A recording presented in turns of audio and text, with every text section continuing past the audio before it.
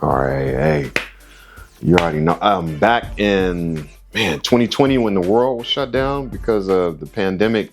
You remember ESPN gave us that Last Dance. It was early. I think it was supposed to come out later on that year, but they bumped it up and gave us that good 10 episode masterpiece about the GOAT from the state of North Carolina. I don't know if you knew, but I'm from North Carolina as well. Huge North Carolina fan. And I used to be a Nike athlete back in the day. I'm saying like that was years ago, but my shoe collection it grew. So I literally have my Jordans collection and just shoes in general. My collection is pretty out of sight, as the old heads would say.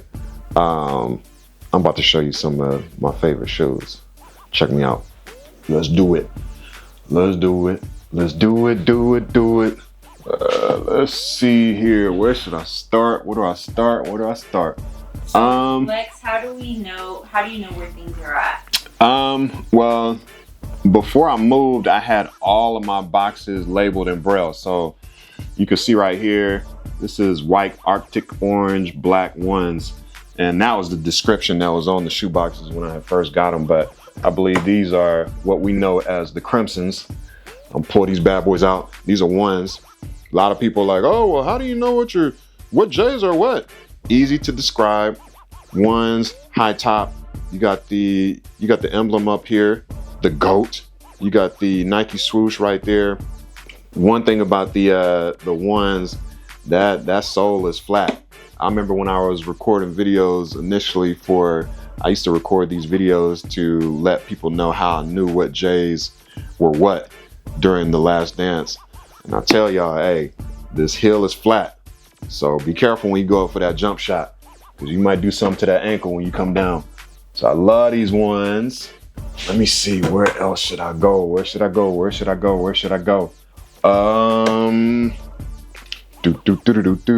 Not these fours. Those begin my fives. Now my collection keeps growing, so I always have to reorder things, but I try to put them in a position where it's ones, twos, threes, four, fives, sequential order. Now I love these. Got these lows, these 11s. Me being from Carolina, you already know what time it is. The baby blue boys. These are comfortable. I love the way the 11s feel. What people might not know is these shoestrings are like fat shoestrings. And what I've noticed is that with the 11s and the 10s, I believe, they both have the fat shoelaces. And let's see here. You got these vertical lines that go down the shoe. So you know what 11s are. Some of y'all, you just need to close your eyes sometimes and feel your shoes. See what it tells you. Let's see here. Let's go up here. These, not these. These, not these. I know y'all probably like, yo, what is his address? Not gonna get it. Like, you gotta show them the Braille ones too. Exclusives. Oh yeah. Let's go right here. Those are ones. Those are new. I actually haven't worn those yet. I need to put the shoelaces in them. Now I have worn these. I like threes. Threes are comfortable, very comfortable to me. These are the what do they call them? Like the green. I'm blanking on the name of them. But the thing about the threes, you got that very pronounced Jordan emblem on the back with the Air on the bottom, Air Jordan. This is like perfect Braille right here. That's beautiful. Let's see. Put these back up here. I'm about to go to get that in there perfectly. I am going to go to Let's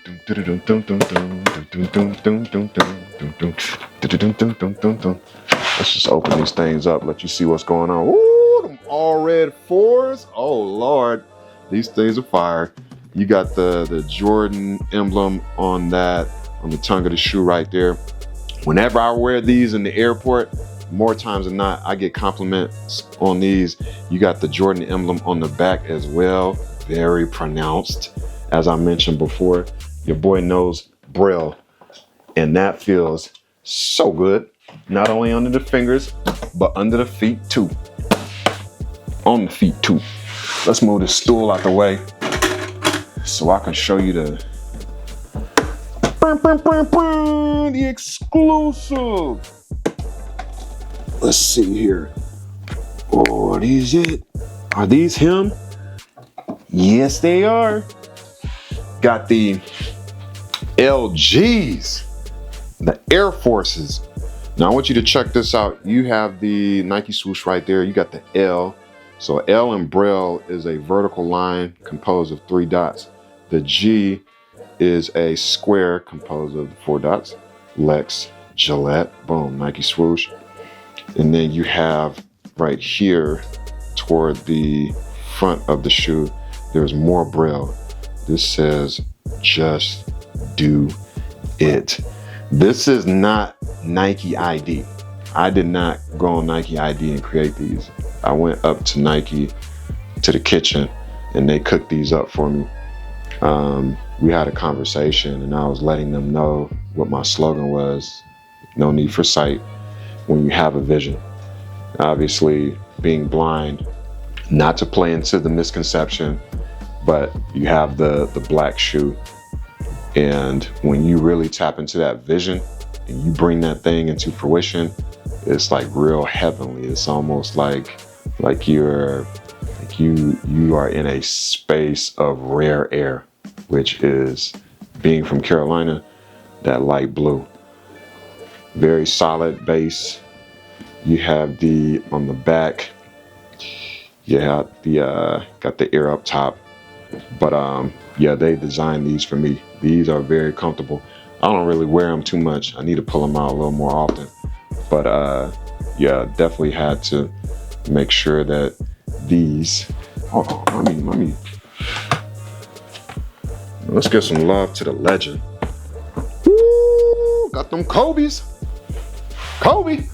Then you got these, I love these also. So you got that Mamba. You got that Mamba emblem. What's that? Hold on. Where we at? I gotta find that thing.